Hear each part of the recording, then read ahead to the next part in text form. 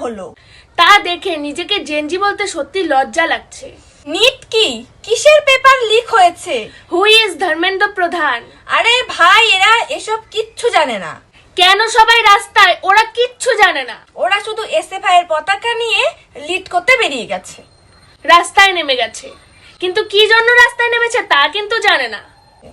এই মিছিলটা যারা লিড করছে তাদের বডি ল্যাঙ্গুয়েজ, তাদের মুখের ভাষা, তাদের অ্যাপিয়ারেন্স সবকিছু দেখে মানে আইডেন্টিফাই করা সম্ভব হচ্ছে।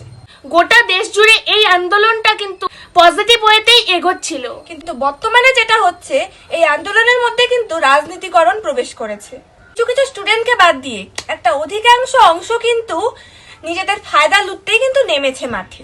জেনজিদের নাম খারাপ করতে নেমেছে মাঠে। এতে অনেকাংশে আমাদের জেনজিদেরই নাম কিন্তু বদনাম হচ্ছে। তাই বলছি, এই আন্দোলনটা শান্তিপূর্ণভাবেই বজায় রাখুন আর এর মধ্যে রাজনীতিকরণ করার চেষ্টা করবেন না।